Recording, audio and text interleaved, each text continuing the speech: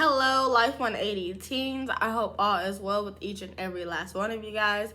If you are new here, please make sure that you subscribe to the channel so you can join and be a part of the family and other lessons and activities moving forward. Don't feel like you can't be a part of the family just because you are not tuned in with us in person. But although we would love to have you guys in person join us. But with that being said, all of the information to join us in person and online will be in the description below for you guys so that you can continue to stay up to date with all things Life 180 Teens. Without further ado, this week we talked about mental health issues and just battling different things like suicidal thoughts and depression, which are all things that not only adults deal with, but also teenagers for the most part deal with as well. So with that being said, I'm going to first share some instances of my own about battling with depression and suicidal thoughts and things that kind of work for me, but also things to consider moving forward, regardless of whether it be you dealing with these things or knowing somebody that deals with these things. So first and foremost, I'm gonna pretty much tell you guys what it's like to battle depression. So battling depression is a mental thing only because that's the thing that keeps you in, and that's the thing that gets you into that point, because you're wrestling with your own thoughts, your beliefs, and feelings and emotions all at the same time.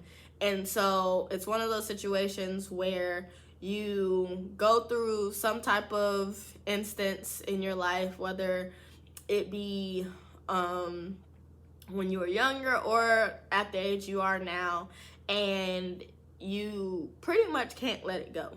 Like, you want to let it go, but in your mind, you're like, I haven't let that go yet. Like, the feelings, the emotions, the thoughts, the experience, all pretty much, it's like a bad dream. Like, you keep replaying it over and over and over again. And don't get it wrong, people don't intentionally want to be in that moment, but because it was such a traumatic experience for them and a traumatic traumatic memory for them, in most cases, a lot of people want to feel like they are getting some type of justice by holding on to that. A lot of people feel like it's hurting the other person to keep memory or a mental note of what happened, and truth be told, it is not going to hurt the other person like it hurt you.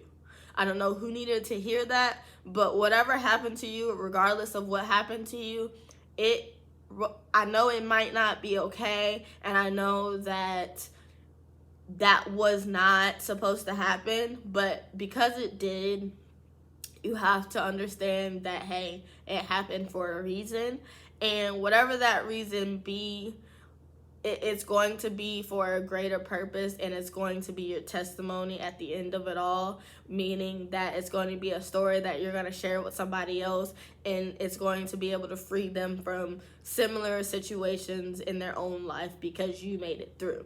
So yes, it's one of those things where you continue to battle with what is real and what's not, but also dealing with the feelings and emotions attached to whatever you went through, festering in your mind and replaying that over and over and over again. And sometimes you go into that state of mind where you start pushing everybody away because they want you to see and feel anything other than what you're already seeing and feeling in your own mind, because you made up in your mind that what I experience, what I'm going through, what I feel is valid, and I don't want nobody to take that away from me, so I just want to keep feeling it. And not intentionally, but that's what really happens. So regardless of whether or not those people are actually speaking truth to you, you don't want to believe it because you've allowed those things that you've been thinking for so long to fester in your mind. You begin to believe it, whether they're right, wrong, or indifferent, you believe that they're true because you've allowed it to replay and play in your mind so much that you begin to believe it yourself.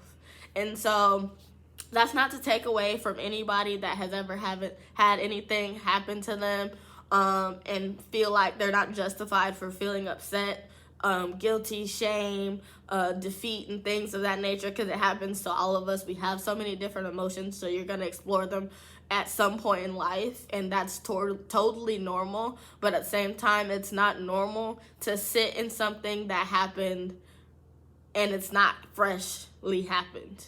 Meaning, if that happened 2 years ago and now you're in the next year and you're still allowing that to affect how you move in your now, that's the issue. It's not the fact that you're hurt and you can't feel hurt. It's not the fact that those things happen to you and people are trying to tell you they didn't happen to you. It's not the fact that people don't want you to have feelings and emotions about the things that happen in your life and to your life.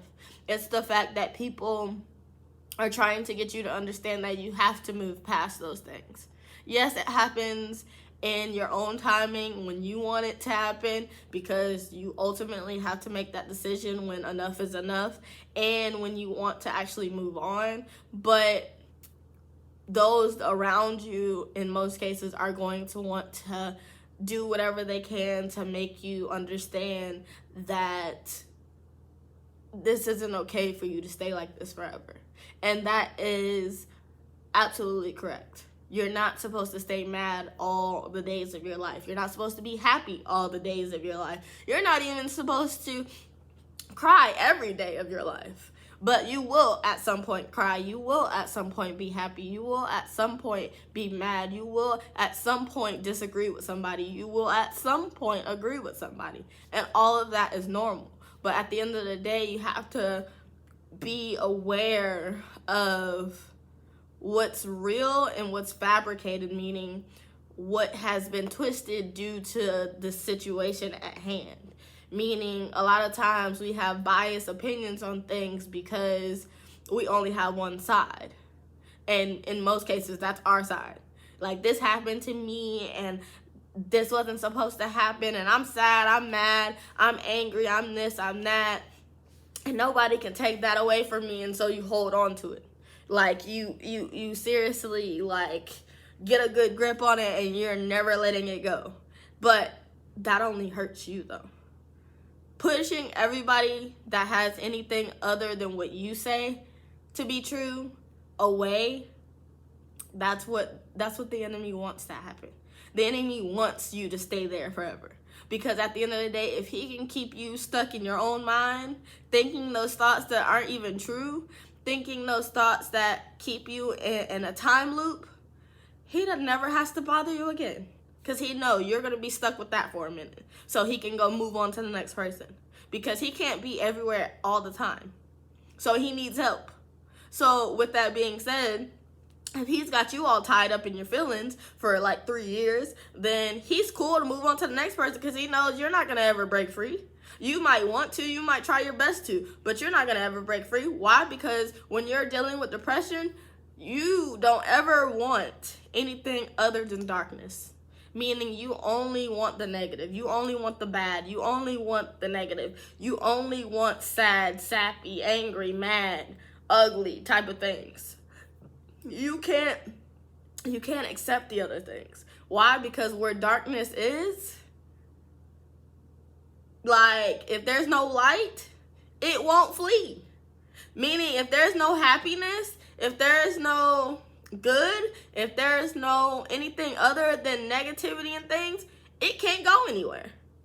If you stay in this emotion, you can't move to the next one until you're ready to let all of it go. You can't just let some of it go. You've got to let all of it go. You've got to let go of the emotions attached to it. You've got to let go of the people that were attached to it. You've got to even let go of the thoughts attached to it. Not saying that you can't have those thoughts or you can't feel a certain type of way about it, but you can't allow those things to fester into something bigger than what it was supposed to be, which was a time in your life when this happened and a time after that when you made it through those things. So keep that into consideration.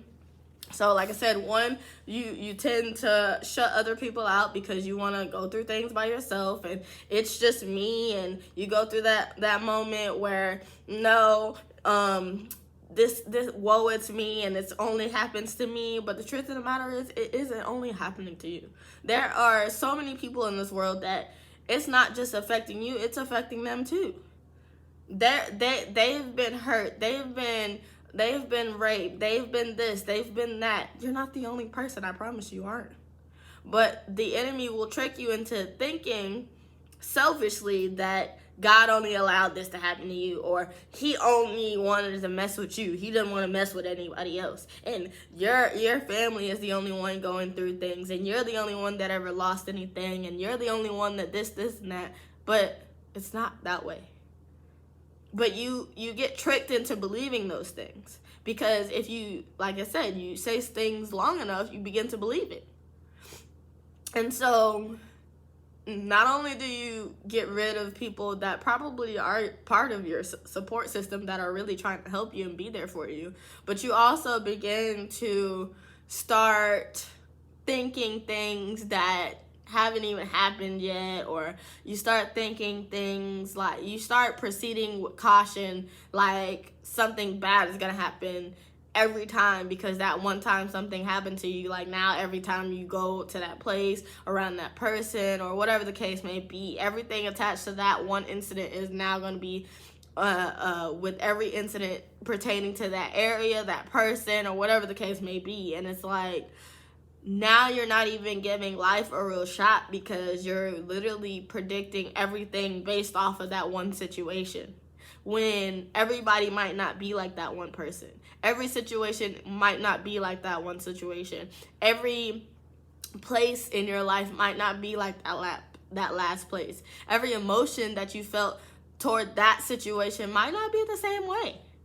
Even when you grow older, it might not even be the same.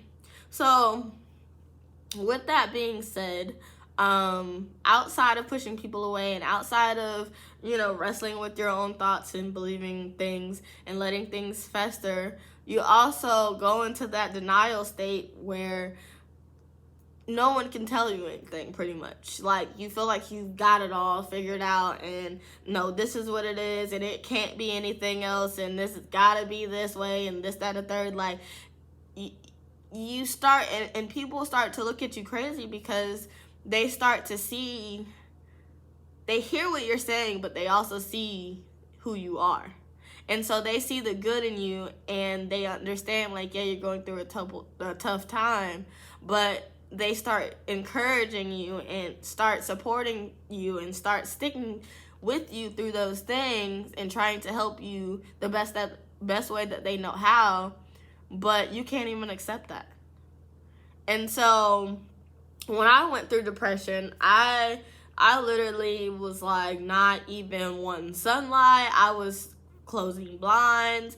I was sitting in the dark. I wasn't eating. I wasn't sleeping. I wasn't wanting to be around other people. I didn't want to hear anything that anybody had to say. If it was good, bad, ugly, and different, I just didn't want to hear it. I didn't want to live at one point. I didn't think I had a purpose. I didn't think that life was even possible after my little event. Then right after I lost my children, I also lost my grandfather. So I'm like, you know what, now that things are just bad. Like, everything good, it just turns bad. It is just this is that. And it was just one thing after another. And so then I began to go through that suicidal period where right after depression, and you let that fester long enough, you begin to start contemplating suicide. Well, maybe I shouldn't be here, or maybe I don't have a purpose, or maybe things would be better if I wasn't here, or no one would miss me, and things you just make up in your own head. Like, no one has said any of these things to you, but you just start saying it to yourself. And now, because you've said it so long, like, now you start believing it. And so sometimes people go to the extent to actually trying to accomplish these suicide attempts. And so for me, it wasn't something that was successful, unfortunately, for the enemy, because I have been saved. I have the Spirit of God resting, ruling in my life. And even when I wanted to do the things that go against his word and his will and his way for my life, he would not allow it. And so it seems crazy when you're trying to go against things the way that they were intended to be. Like trying to self-harm. Like, you're not, like, your body has so many defense mechanisms against things harming it, including yourself. Like when they say no weapon formed against you shall prosper, that includes you trying to be that weapon. So even if you're harming yourself, your skin, your body, your insides, or whatever the case may be, like your body has things in place to try to fight off the things that you're doing to it to even destroy it. Because you were intended to live. If you weren't intended to live, you wouldn't have. If you weren't intended to make it through that situation, you wouldn't have. You wouldn't even have the time to sit there and think, like, why me? Because your days would have already been cut short and you wouldn't be here any longer. And so once I got to that realization that no matter what I do to try to go against being happy, being good, being kind, being at peace, spreading love, and, living and having a purpose, like, it just wasn't working. I was like, you know what, enough is enough. I'm not doing this any longer. And so I decided to get help. And so for me, I reached out to a family member, and also I did a 21-day spiritual cleanse where you work on the state of mind, your heart, and your tongue, which means basically in the order that things flow. So from your thoughts to your emotions and how you feel to down to once you've processed those things, they come out of your mouth and they become life or death depending on what's said. So for me, that was helpful because I was able for 21 days to block out the things that would distract me from working on bettering myself, but also I took that time to get into the Word and to better my relationship with God and actually spend time talking to Him about the things that had transpired in my life. But not only that, I had a good support system, which was really helpful, regardless of whether I wanted to have them there then or not. They still were helpful, even though I wasn't receiving what they were giving me. They were still choosing not to go anywhere, knowing that, this is just a moment she's having. She will eventually get through it, and trusting and believing that for me, even when I couldn't trust and believe in that for myself. So it's important to not only do the self-healing work individually, but also have people around you that will be willing to go to war with and for you, even when you can't do it for yourself. And that's one of the things that a lot of people neglect when it comes to dealing with depression, is getting help, because they never acknowledge that they need help, because they think it's perfectly normal to sit in those feelings and validate themselves time and time again by only hurting themselves, because they were never meant to be in that situation longer than it existed in that point of time. So yeah, everybody heals and deals with things at different points in their life, but at the end of the day, you have to eventually move past it. I can't tell you how long it's going to take you to move past that. I can't tell you how long it's going to take to heal. I can't even tell you how long it's going to take for you to get delivered from that thing. But what I can tell you is that those things eventually run their course, and you eventually get your life back. I promise you. Because I'm a living, breathing testimony and walking miracle that things that were taken away from you by the enemy or whoever else can always be restored by the one that restores everything, which is God Himself. And I'm here today, even after suicide attempts, even after depression, even after, a really dark place in my life where things were happening constantly, all in the same couple months time frame. And at one point I turned to doing drugs and alcohol, thinking that was gonna do the trick, but only to wake back up the next day and still have the same thing going on. So it really didn't help me at all. And so I just chose to turn to the one person that can put it into it for good, and that was God. And like I said, this is what worked for me. I don't know what you choose to do and what will work for you, but like I said, for me, it was a strong support system. It was God. It was, really acknowledging that this was an issue, really being tired of being sick and tired of being sick and tired of the same thing every day, but also genuinely wanting the help and actually taking the work seriously and doing it. But also taking that time out for myself. You might not want to do 21 days of a spiritual cleanse where you work on your mind, your heart, and your tongue. You might not want to work on the things that come out of your mouth, the things that you feel, the things that you think. You might need to do it for 31 days. You might need to do it for a whole entire year, a couple years. You might need some years, a decade, to self-heal and do the work. But I will tell you, self-medicating is never the answer. Trying to turn to drugs and alcohol is never the answer, because at the end of the day, at the end of being anything other than sober, those things come right back once you're sober. I promise you. So it might numb it for however long you decide to keep indulging in those activities, but eventually those feelings come back up, those thoughts come back up, and it's never enough. So you have to keep turning to those things. You have to keep doing those things. And if you have to keep constantly doing those things, and you have to keep constantly indulging those things, and you still feel the same thing, and you still do the same thing, like, is it really working? Because when I turned to God after that, that's all I needed. Some people need more than that. Some people need therapy. Some people need, over-the-counter medicine to help chemically balance their brain, because they might be dealing with bipolar disorder or whatever the case may be. And that's totally fine too. But make sure that you are seeking real help. But not only that, not just the help of yourself, because at the end of the day, yes, you're the only one that can get you in and get you out, but with help though.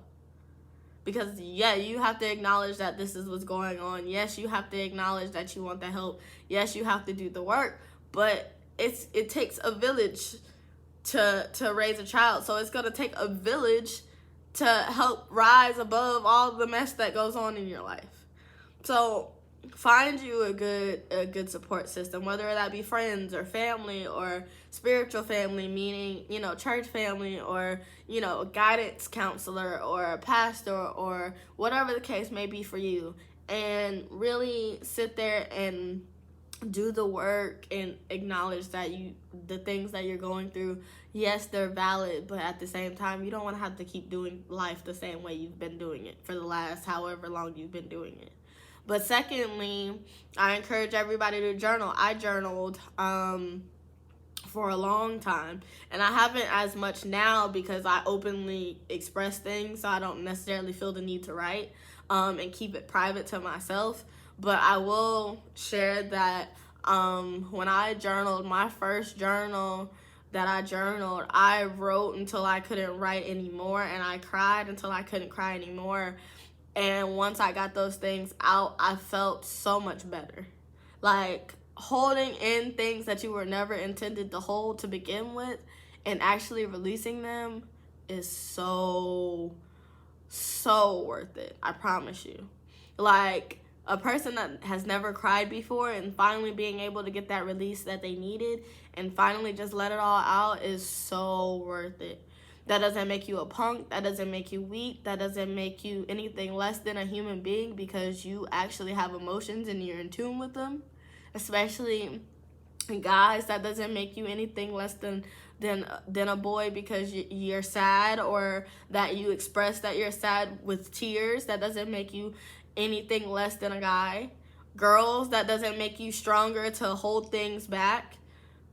So moving forward, hopefully you get the help that you need. Hopefully this was helpful for somebody, and hopefully this is the start in the right direction for somebody who didn't even know that they are battling depression, because they're a functional person that is dealing with depression. Like, they can go on with their normal everyday life and still be sad on the inside.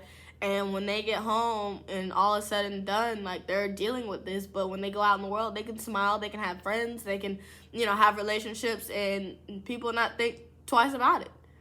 But everybody is going through something, so never think that it's just you. But also, don't think that you're that special to the point where the enemy is only going to try you. Because trust me, there's a bunch of people in this world, and he's going to try everybody at some point in time. But the fact of the matter is, because he tried you means that he started seeing that you begin to start tapping into your potential of who you could possibly be and the purpose that you potentially have on this earth, and he didn't want you to get any further than that. And so he did whatever he had to do to stop you in your tracks. And so this is just a fork in the road that you have to get past, and it takes time. Everybody's timing is different, but do take the time to get help, do seek help, and also let your guard down and allow somebody to talk to you, whether it be a counselor, whether it be a therapist, whether it be mom, dad, grandma, grandpa, whether it be a friend, your boyfriend, your girlfriend, whether it be a pastor, whether it be somebody that has knowledge or whatever the case may be. But allow somebody to talk to you. Even if you're just going to listen and you're not going to say anything back, you might disagree on some things, you might agree on some things, but allow somebody to talk to you.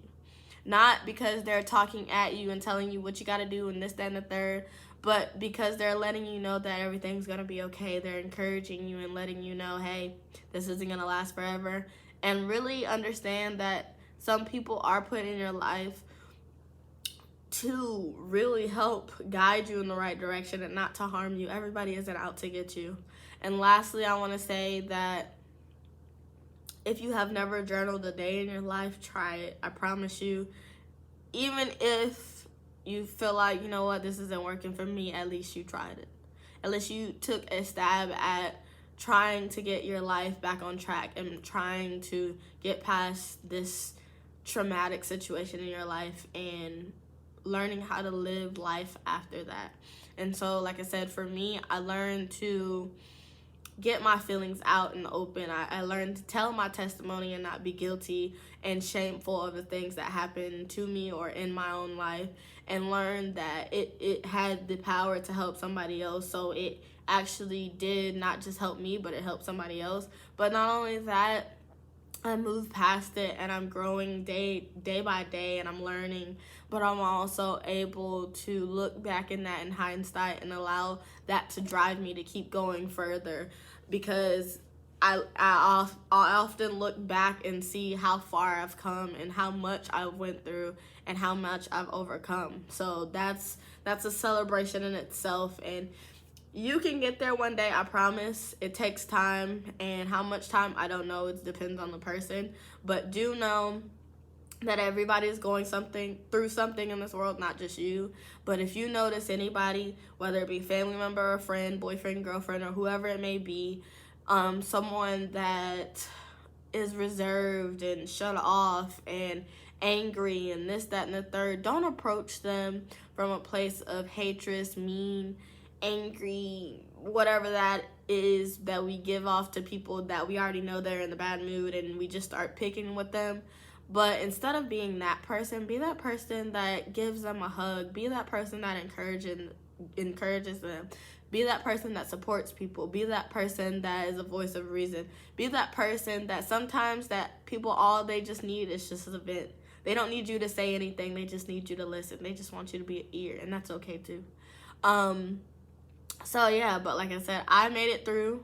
I'm 3 years in after that tragic event in my life, and I am proud to say that's a testimony now, but it's something that helps other people and that I've conquered. So love you guys. Hopefully this helps somebody, and please check the link in the bio, and not the bio, but in our description box below. and it will tell you how to connect with us in person and online. And if you haven't already, subscribe to the channel, drop some comments, like this video, and share this with someone else. Love you guys. Bye.